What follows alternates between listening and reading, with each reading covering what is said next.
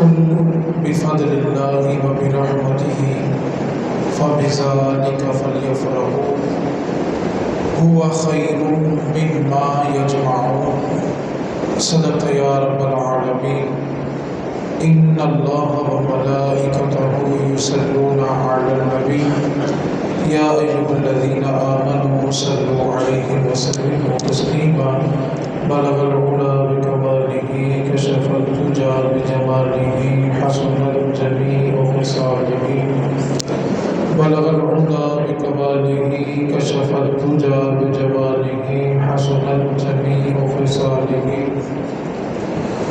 اللہ رب العزت جل جلالہ کا ہم پہ سب سے بڑا احسان یہ ہے کہ اس نے ہمیں مسلمان گھرانے میں پیدا کیا۔ اس کے بعد اس کا سب سے بڑا احسان یہ ہے کہ اس نے ہمیں حضور کا امتی بنایا۔ یہ ایک ایسا اعزاز ہے، اللہ تعالیٰ کے 12 انبیاء ایسے گزرے جو نبی ہونے کے باوجود یہ دعا کرتے تھے کہ کاش ہم حضور کے امتی ہوتے۔ موسیٰ علیہ السلام پر جب پہلا صحیفہ نازل ہوا، اس صحیفے میں ایک بات یہ بھی شامل تھی کہ اللہ تعالیٰ نے فرمایا کہ موسیٰ تیرے بعد ایک ایسی امت آئے گی جس میں کچھ لوگ ایسے ہوں گے جو دعا کے لیے ہاتھ اٹھائیں گے، ہاتھ نیچے ہونے سے پہلے اللہ ان کی دعائیں قبول کرے گا۔ موسیٰ علیہ السلام نے اللہ کی بارگاہ میں عرض کیا، مالک و مولا اس امت کو میری امت بنا دے۔ تو اللہ رب العزت نے جواب دیا، موسیٰ نہیں، تلک امت احمد، وہ تو میرے محبوب امت جو میرا محبوب نبی آئے گا احمد، میں نے اس کی امت بنائی ہے۔ دوسرا صحیفہ موسیٰ علیہ السلام پر نازل ہوا، اس میں یہ تھا کہ موسیٰ تیرے بعد ایک ایسی امت آئے گی جس کے چھوٹے چھوٹے بچے تورات جیسی کتابیں اپنے سینوں میں محفوظ کر لیں گے۔ قرآن مجید کے علاوہ جو دیگر آسمانی کتب ہیں یا صحیفے ہیں وہ یا اس وقت کے نبی کو حفظ ہوتے تھے یا اس وقت کے علماء کو حفظ ہوتے تھے۔ اس کے علاوہ آسمانی کتاب کسی کو زبانی یاد نہیں ہوتی تھی۔ یہ قرآن کریم کا ایک اعجاز ہے کہ اس امت کا 10 سالہ بچہ بھی اٹھتا ہے تو الحمد سے لے کے والناس تک سارا قرآن سینے میں محفوظ کر لیتا ہے۔ قرآن کریم کے علاوہ یہ جو اعجاز ہے یہ کسی اور کا نہیں ہے۔ باقی جتنی بھی کتابیں ہیں اس وقت کے نبی کو یاد ہیں یا علماء کو یاد ہیں، اس کے علاوہ امتی کو، عام امتی کو وہ صحیفے اور وہ کتابیں زبانی یاد نہیں ہوتی ہیں۔ اور قرآن کریم کے علاوہ کوئی کتاب ایسی نہیں ہے جس کو امت نے زبانی حفظ کیا ہو۔ اب موسیٰ علیہ السلام کو جب یہ صحیفہ ملا کہ میرے بعد ایک ایسی امت آئے گی جس کے چھوٹے چھوٹے بچے تورات جیسی کتابوں کو اپنے سینوں میں محفوظ کریں گے، تو پھر عرض کیا، مالک و مولا یہی امت میری بنا دے۔ رب نے فرمایا، تلک امت احمد، یہ بھی امت میرے احمد مصطفیٰ کی امت ہے۔ اسی طرح صحیفے نازل ہوتے گئے، ہر سوال کے جواب میں موسیٰ علیہ السلام کو یہی سننے کو ملا کہ یہ جتنی فضیلتیں بیان کی گئی ہیں یہ ساری کی ساری امت مصطفیٰ کی فضیلتیں ہیں۔ جب ہر سوال کے جواب میں یہی سننے کو ملا تو آخر میں خود موسیٰ علیہ السلام کہنے لگے، مالک و مولا اگر اتنی فضیلت والی امت میری نہیں ہو سکتی تو میں موسیٰ تیرا نبی ہو کے یہ دعا کرتا ہوں مجھے بھی اس محمد کی امت میں پیدا فرما۔ اب موسیٰ علیہ السلام کلیم اللہ ہیں، اللہ کے کلیم ہیں۔ کلیم میں اور حبیب میں فرق ہوتا ہے۔ کلیم وہ ہوتا ہے جو اللہ کی بارگاہ میں خود عرض کرتا ہے، رب اشرح لی صدری، اے اللہ میرا سینہ کھول دے۔ یہ کلیم ہے جو اللہ کی بارگاہ میں عرض کر رہے ہیں، رب اشرح لی صدری، میرا سینہ کھول دے۔ اور حبیب وہ ہوتا ہے جس کے بارے اللہ فرماتا ہے، الم نشرح لک صدرک، اے محبوب ہم نے تیرا سینہ پہلے کھول دیا ہے۔ کلیم کو دعا کر کے مانگنا پڑتا ہے اور حبیب کو بن مانگے عطا کیا جاتا ہے۔ یہ جو اعزاز ہمیں امت مصطفیٰ کا ملا ہے، بنی اسرائیل کے اندر یہ اصول تھا کہ جب بنی اسرائیل میں کوئی شخص اپنے گھر سے گناہ کر کے نکلتا تھا تو اس کے گھر کی دیوار پہ یہ جملہ لکھا ہوتا تھا، فلاں بندہ فلاں گھر سے فلاں گناہ کر کے نکلا ہے۔ اور بعض روایات ایسی بھی ملتی ہیں کہ بندے کی پیشانی پہ لکھا ہوتا تھا کہ اس بندے نے فلاں گناہ کیا ہے۔ آپ تصور کریں، اللہ نہ کرے اگر یہ عذاب ہمارے اوپر ہوتا، یہ پکڑ ہماری ہوتی، تو بتائیں ہم معاشرے میں کس کو چہرہ دکھا سکتے تھے؟ آج رات کی تاریکی میں سب کچھ ہوتا ہے، اس کے باوجود جب صبح اٹھتے ہیں تو ہمارے گناہ کسی پہ ظاہر نہیں ہوتے۔ اس کی وجہ صرف ایک ہے کہ حضور آ گئے ہیں۔ آپ گزشتہ امتوں کے احوال پڑھ کے دیکھیں، ایک قوم نے اگر اللہ کی نافرمانی کی تو اس کے اوپر طوفان نوح آیا، دوسری قوم نے اللہ کی نافرمانی کی تو ان پر پتھروں کا عذاب نازل ہوا، تیسری قوم نے نافرمانی کی تو تیز آندھیوں کا طوفان ان پہ آیا، چوتھی قوم نے نافرمانی کی تو ان کی شکلیں بندر کی بنا دی گئی، پانچویں قوم نے نافرمانی کی تو ان کے اوپر طوفان کا عذاب آیا۔ گزشتہ امتوں کے احوال پڑھ کے دیکھیں، ایک امت ایک ایک نافرمانی کرتی رہی تو اللہ رب العزت نے پوری کی پوری قوم کو تباہ کر دیا۔ گزشتہ امتوں نے جتنے گناہ کیے تھے وہ سارے کے سارے گناہ اس امت کے دامن میں موجود ہیں۔ ایسا کوئی گناہ نہیں ہے جو گزشتہ امت میں ہوا ہو اور اس امت میں وہ گناہ موجود نہ ہو۔ اگر اس سے تھوڑا آگے بڑھ جائیں تو اس امت کے اندر تو مردے بھی قبروں سے نکال کے ان سے بھی بدفعلی کی گئی ہے۔ یہاں تو زینب جیسی معصوم بچیاں بھی محفوظ نہ رہی۔ ایک قوم نافرمانی کرے تو پتھر برسے، دوسری قوم نے نافرمانی کی تو طوفان نوح آیا، تیسری قوم نے نافرمانی کی تو زمین کو پلٹ دیا گیا، ایک ایک گناہ ہوا تو پوری کی پوری بستی کو ہلاک کر دیا۔ آج اس امت کے دامن میں ہر گناہ موجود ہے، سب کچھ کرنے کے باوجود ہماری شکلیں بندر نہیں بنی، سب کچھ کرنے کے باوجود ہم پہ آسمان سے پتھر نہیں برسے، سب کچھ کرنے کے باوجود ہم پہ طوفان نوح نہیں آیا، سب کچھ کرنے کے باوجود ہم پہ تیز آندھیوں کا عذاب نہیں آیا۔ جانتے ہو کہ سب کچھ کرنے کے باوجود بھی ہم محفوظ کیوں ہیں؟ تو وجہ صرف ایک ہے کہ حضور آ گئے ہیں۔ آج اللہ کے عذاب اور ہمارے نامہ اعمال کے درمیان جو پردہ ہے نا، اس پردے کا نام رحمت مصطفیٰ ہے، ورنہ اس کے سوا ہمارے پاس بچنے کا کوئی رستہ نہیں ہے۔ ایسا کون سا جرم ہے جو اس معاشرے میں موجود نہیں ہے؟ لیکن سب کچھ کرنے کے باوجود ہم عذاب سے بچے ہوئے ہیں کیونکہ حضور آ گئے ہیں۔ اور اللہ رب العزت کا اعلان ہے کہ محبوب جب تک آپ ان میں موجود ہیں نا، اللہ ان کو عذاب نہیں دے گا۔ آج لوگ کہتے ہیں حضور کے زمانے میں تھا کہ نہیں تھا، اور میں کہتا ہوں یہ زمانہ بھی حضور کا ہے۔ اگر یہ زمانہ حضور کا نہ ہوتا تو جتنے افعال اس معاشرے میں بگڑ چکے ہیں، بتاؤ کون سی چیز ہے جس نے ہمیں عذاب الہی سے بچایا ہوا ہے؟ تو ایک بات ماننی پڑے گی، یہ زمانہ حضور کا ہے۔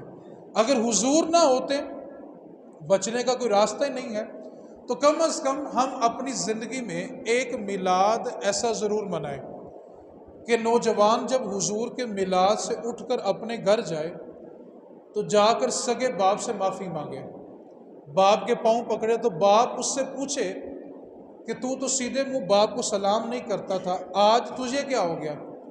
تو وہ کہے ابھی ابھی حضور کا میلاد سن کے آیا ہوں، اس میلاد والے نبی نے کہا تھا جس کا باپ اس سے راضی ہے اسی کا رب اس سے راضی ہے، اور جب تک آپ راضی نہیں ہوں گے تب تک میرا رب بھی راضی نہیں ہوگا۔ کم از کم ہماری زندگی میں ایک میلاد ایسا ضرور ہونا چاہیے۔ اگر لین دین کے معاملات میں رشوت چلتی ہے تو صبح اٹھ کر بندہ وہ رشوت لینا چھوڑ دے اور سب دفتر والے اس سے پوچھیں کہ تجھے کیا ہوا، تو پیسوں کے بغیر بات نہیں سنتا تھا، تو وہ شخص یہ کہے کہ یار میں اس نبی کا میلاد سن کے آیا ہوں جس نبی نے فرمایا تھا کہ رشوت لینے والا اور دینے والا دونوں جہنم میں جائیں گے، تو میں نے وعدہ کیا ہے کہ آج کے بعد رشوت نہیں لوں گا۔ کم از کم ایک میلاد ہم ایسا ضرور منائیں کہ سود لینے والا سود سے توبہ کرے، اس سے پوچھا جائے کہ تم نے سود کھانا کیوں چھوڑ دیا، تو وہ کہے کہ اس نبی نے فرمایا جس نے سود کا 1 روپیہ کھایا، 1 درہم کھایا، 36 مرتبہ سگی ماں سے زنا کرنے سے زیادہ برا ہے۔ جو سود کا 1 درہم کھاتا ہے، سگی ماں سے 36 مرتبہ زنا کرے، یہ گناہ چھوٹا ہے، اس سے بڑا گناہ سود کھانا ہے۔ کیونکہ سود کے بارے میں اللہ رب العزت نے خود اعلان فرمایا، سود کھانے والا اپنے رب سے جنگ کر رہا ہے۔ آج جس ملک کے پاس ایٹمی قوت ہو، دوسرا ملک اس سے جنگ نہیں چھیڑتا، اس کو علم ہوتا ہے کہ اس کے پاس ایٹمی قوت ہے تو یہ تباہ و برباد کر دے گا، وہ خالق کائنات ہے، وہ فرما رہا ہے کہ جو سود کھاتا ہے پھر مجھ سے جنگ کرے۔ تو تیسری بات، ایک میلاد ہم ایسا بھی منائیں کہ ہم چیزوں میں ملاوٹ کرنا چھوڑ دیں۔ تو کوئی پوچھے تم نے ملاوٹ کرنا کیوں چھوڑ دی، تو وہ کہے میں ابھی ابھی حضور کا میلاد سن کے آیا ہوں، میرے نبی پاک نے فرمایا جس نے چیز میں ملاوٹ کی وہ میری امت میں سے نہیں ہے، فلیس منا، وہ ہم میں سے نہیں ہے۔ تو کم از کم ایک میلاد ہمارا ایسا ضرور گزرنا چاہیے جس میلاد کا اثر ہمارے کردار سے نظر آئے، جس میلاد کا اثر ہماری طبیعت کے اوپر ہو۔ اس واسطے ہم میلاد مناتے ہیں، سجاتے ہیں، سنتے ہیں، لیکن طبیعت کے اوپر وہ اثر انداز نہیں ہوتا۔ کم از کم میلاد ایسا ضرور ہونا چاہیے جس کو منانے کے بعد لوگوں کو پوچھنا نہ پڑے کہ تم کون ہوتے ہو، لوگ یہ کہنے پہ مجبور ہو جائیں کہ یار جو نبی کا میلاد مناتے ہیں کردار بڑا ستھرا ہوتا ہے، ہمارا کردار گواہی دے کہ ہم حضور کو ماننے والے اور حضور کا میلاد کرنے والے ہیں۔ اس کے بعد ہمارے معاشرے کے اندر کچھ چیزیں بڑی عام ہوتی چلی جا رہی ہیں اور لوگ کہتے ہیں یہ کہاں پر لکھا ہوا ہے۔ چند ایک باتیں میں آپ کے سامنے گوش گزار کرتا ہوں۔ جناب صدیق اکبر کی آپ نے وہ حدیث پاک سنی ہے کہ جس وقت سانپ آپ کو ڈنگ مار رہا تھا، آپ نے اپنے قدم کو جنبش نہیں دی، حرکت نہیں دی، کیونکہ آپ کی گود میں نبی پاک صلی اللہ علیہ وسلم سر مبارک رکھ کے آرام کر رہے تھے۔ اب سوال یہ پیدا ہوتا ہے کہ جناب ابوبکر صدیق نے قرآن کی کس آیت میں پڑھا تھا کہ جب نبی کا سر تمہاری گود میں ہو تو جان کی پرواہ نہ کرنا، حالانکہ جان بچانا فرض ہے، لیکن جناب صدیق اکبر نے نبی پاک کی نیند کی خاطر اپنی جان کو قربان کیا۔ اب سوال یہ پیدا ہوتا ہے کہ جناب ابوبکر صدیق نے حضور کی نیند کے لیے جو اپنی جان داؤ پہ لگائی، قرآن کی کس آیت کا ترجمہ تھا؟ بخاری اور مسلم کی کس حدیث میں لکھا ہوا تھا کہ جب نبی کا سر تمہاری گود میں ہو تو جان کی پرواہ نہ کرنا؟ مولا علی نے نماز عصر حضور کی نیند کی خاطر قربان کی، اور نماز عصر کے بارے میں نبی پاک صلی اللہ علیہ وسلم کا فرمان موجود ہے کہ کسی بندے کی ساری اولاد مر جائے، اس کا سارا مال تباہ و برباد ہو جائے، اس کا اتنا نقصان نہیں ہوتا جتنا نقصان نماز عصر قضا کرنے سے ہوتا ہے۔ نماز عصر 5 نمازوں میں سب سے زیادہ اہمیت کی حامل ہے۔ اب کس حدیث کا یہ ترجمہ تھا کہ جب نبی پاک کا سر تمہاری گود میں ہو تو نماز عصر چھوڑ دینا؟ آج لوگ نبی پاک سے عشق بخاری اور مسلم پڑھ کے کرنا چاہتے ہیں۔ سوال یہ ہے کہ ابوبکر صدیق نے اپنی جان داؤ پہ لگائی، بخاری اور مسلم کی کس حدیث میں لکھا ہوا تھا؟ مولا علی نے اپنی عصر قربان کی، بخاری اور مسلم کی کس حدیث میں لکھا ہوا تھا؟ تب تک تو بخاری اور مسلم کا وجود بھی نہیں تھا، رسول کریم کے وصال کے 200 سال بعد جا کے بخاری اور مسلم لکھی گئی ہے۔ تو ایک بات کو یاد رکھیں، نبی پاک سے عشق بخاری اور مسلم پڑھ کے نہیں ہوتا، بلکہ صحابہ نے جو نبی پاک سے عشق کیا ہے نا، اس کو پڑھ پڑھ کے بخاری اور مسلم لکھی گئی ہے۔ آج بخاری اور مسلم کھنگال کھنگال کے لوگ عشق مصطفیٰ کرنا چاہتے ہیں۔ حضرت عمر فاروق رضی اللہ تعالی عنہ، آپ اپنے صاحبزادے کے ساتھ اپنے گھر کے صحن میں بیٹھے ہوئے تھے تو کسی مسئلے میں تنازع ہو گیا۔ عبداللہ ابن عمر نے اپنی دلیل دی، جواب میں جناب عمر فاروق نے جب اپنا موقف پیش کیا تو ساتھ دلیل دی، اور دلیل کے طور پہ جناب عمر فاروق رضی اللہ تعالی عنہ نے نبی پاک کی حدیث کو بیان کیا۔ اب جب حدیث پاک عبداللہ ابن عمر نے سن لی تو عبداللہ ابن عمر کہنے لگے کہ نبی پاک کی حدیث تو ہے، لیکن صرف زبان سے لفظ لیکن نکلا، تو جناب عمر نے اپنی تلوار کو میان سے نکالا اور سگے بیٹے کی شاہ رگ پہ رکھ دی اور کہا نبی پاک کی حدیث سننے کے بعد کہتا ہے لیکن جا نکل جا، عمر کے گھر میں تیری کوئی جگہ نہیں ہے۔ اب عبداللہ ابن عمر جانتے تھے کہ مدینے میں ایک ہی شخص ایسا ہے جس کی بات میرا باپ سن سکتا ہے۔ وہ چلے اور سیدھے جا کے جناب صدیق کے دروازے پہ دستک دی اور جا کر کہنے لگے کہ ابا جی ناراض ہو گئے۔ کہا وہ بات تو ٹھیک ہے، پہلے بتا کر کے کیا آیا ہے، تو نے کہا کیا ہے کہ عمر ناراض ہو گیا؟ تو بتایا کہ میں نے اس طرح اپنے موقف پہ دلیل دی۔ تو جواب میں ابا جی نے دلیل دی اور دلیل کے طور پہ انہوں نے نبی پاک صلی اللہ علیہ وسلم کی حدیث پاک سنائی۔ تو حدیث سننے کے بعد میری زبان سے یہ نکلا کہ لیکن، تو ابا جی نے تلوار میری شاہ رگ پہ رکھی اور گھر سے نکال دیا ہے۔ جناب ابوبکر صدیق نے عبداللہ ابن عمر کو لیا اور واپس آئے اور آ کر جناب عمر سے کہا کہ چل معاف کر دے۔ اب جناب عمر سے بات کرنا بڑی جرت کی بات تھی، کیونکہ میرے نبی پاک نے فرمایا کہ جب تک عمر زمین پہ رہے گا جہنم کا دروازہ بند رہے گا، کیونکہ ہر وقت ہاتھ میں کوڑا ہے، جہاں جرم ہوتا ہے وہیں سزا ملتی ہے، وہیں سزا ملتی ہے، وہیں گناہوں سے پاک کر دیتے ہیں۔ تو فرمایا جب تک میرا عمر زمین پہ رہے گا جہنم کا دروازہ بند رہے گا۔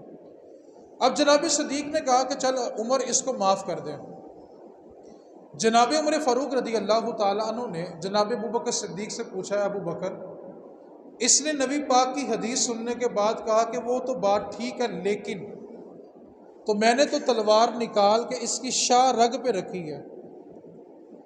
اے ابو بکر تو بتا، تیرا بیٹا تیرے سامنے نبی پاک کی حدیث سنتا اور حدیث سننے کے بعد کہتا لیکن، تو بتا تو کیا کرتا؟ تو جناب صدیق فرمانے لگے سن، تو نے صرف تلوار نکالی ہے، ابو بکر نے چلا بھی دینی تھی۔ سوال یہ پیدا ہوا کہ جناب صدیق نے کس حدیث کا ترجمہ یہ کیا تھا کہ نبی پاک کی حدیث سننے کے بعد کوئی لیکن کہے تو سر قلم کر دو؟ تو جواب صرف اتنا ہے کہ رسول اللہ سے جو عشق ہے نا، وہ قرآن اور حدیث پڑھ پڑھ کے نہیں ہوتا، بلکہ صحابہ نے جو عشق کیا تھا نا، اسی کے مطابق اللہ کا قرآن نازل ہوا، مصطفیٰ کی حدیثیں نازل ہوئی ہیں۔ امام مالک رحمۃ اللہ علیہ تابعی ہیں، مدینے کی گلیوں میں مدینے کی دیواروں کو چوم چوم کے چلتے ہیں۔ آپ سے پوچھا گیا کہ آپ مدینے کی دیواروں کو کیوں چومتے ہیں؟ تو عرض کرنے لگے میں صرف مدینے کی ہر دیوار کو اس لیے چومتا ہوں، کبھی تو کسی دیوار کے ساتھ حضور نے ٹیک لگائی ہوگی نا۔ یار امام مالک نے کس حدیث میں یہ پڑھا تھا کہ جس کو ٹیک رسول اللہ لگائیں اس در و دیوار کو چوما کرو؟ امام مالک نے ساری زندگی مدینے کی حدود میں بولو براز نہیں کیا۔ آپ بولو براز کرنے کے لیے، پیشاب اور پخانہ کرنے کے لیے مدینے کی حدود سے باہر جایا کرتے تھے۔ آخر یہ ادب کس نے سکھایا؟ امام مالک نے 40 سال روضہ رسول کے سامنے بیٹھ کے حدیث پڑھائی ہے، اور آپ کے شاگرد کہتے ہیں 40 سال میں ایک دن بھی ایسا نہیں آیا کہ کبھی کتاب کے صفحہ پلٹنے کی بھی آواز پیدا ہوئی ہو۔ یہ ادب کس نے سکھایا؟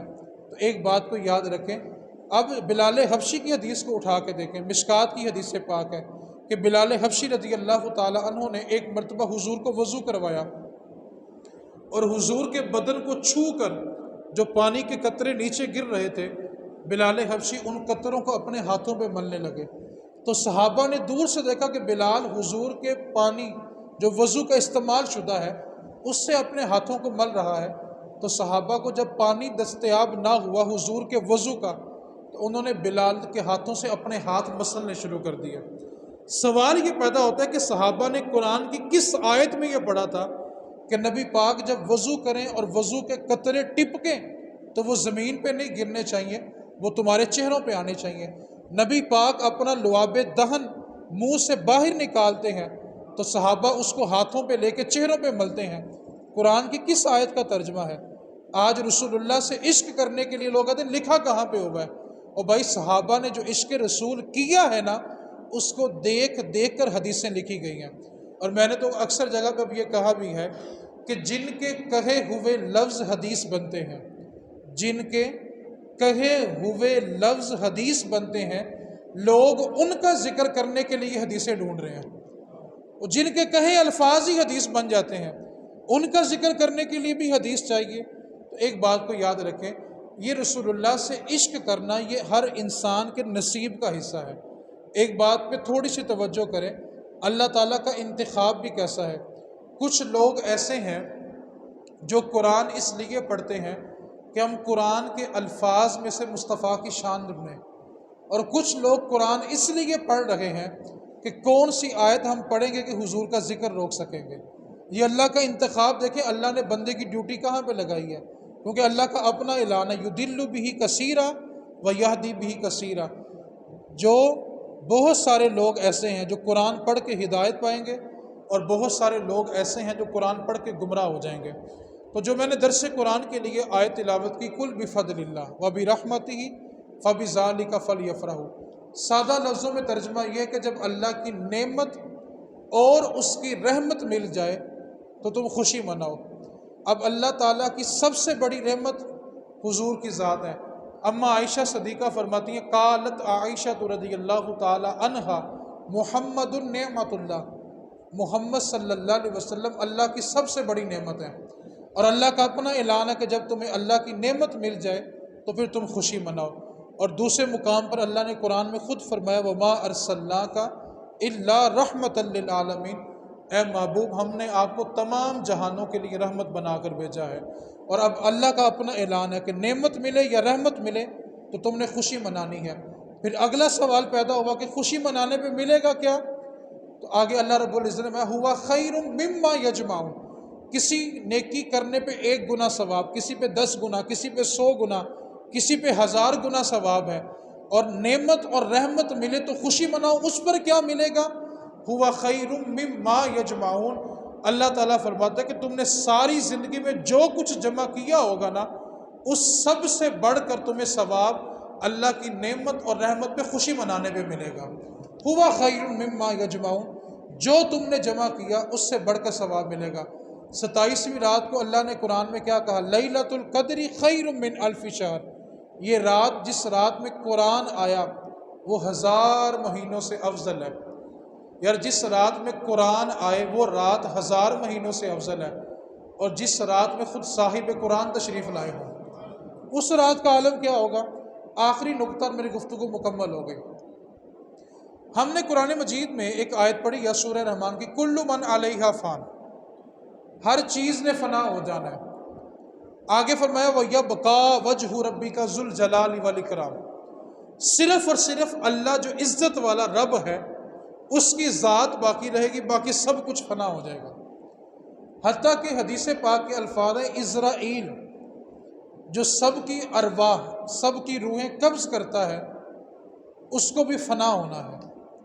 کل من علیہا فان، ہر چیز ختم ہو جائے گی، صرف اور صرف وَيَبْقَىٰ وَجْهُ رَبِّكَ ذُو الْجَلَالِ وَالْإِكْرَامِ، ایک رب کی ذات باقی ہوگی۔ اب ہم جتنی بھی مخلوقات ہیں جو اللہ نے پیدا کی ہیں، ہم سب اللہ کو اللہ کہتے ہیں۔ نعرہ تکبیر کا جواب کیا ہوتا ہے؟ یہ جو اللہ اکبر کا نعرہ ہے یہ مخلوق لگاتی ہے، ٹھیک ہے؟ اور مخلوق کے بارے میں کیا حکم ہے؟ کل من علیہا فان، ہر چیز نے فنا ہو جانا ہے۔ اب یہاں پر ایک بات ذہن میں آئی کہ جب چاند، سورج، شجر، حجر، پرند، چرند، انسان سب کچھ فنا ہو جائے گا تو اللہ کو اللہ کون کہے گا؟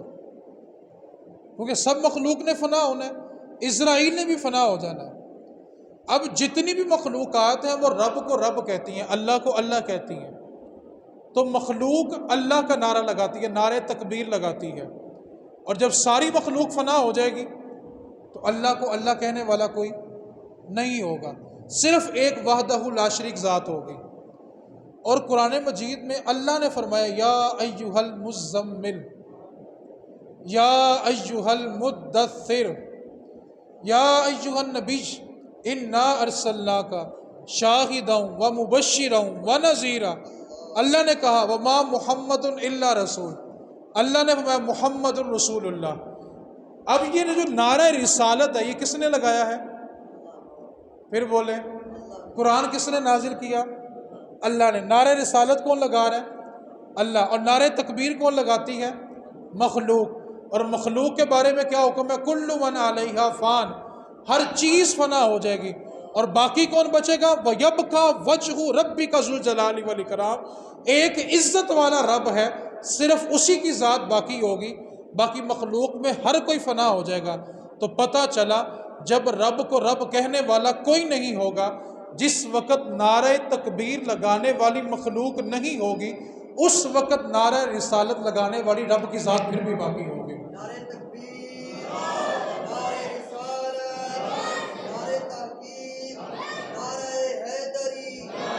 مٹ گئے مٹ جائیں گے اعداء تیرے، اعداء کہتے ہیں دشمن کی جمع ادا ہوتی ہے۔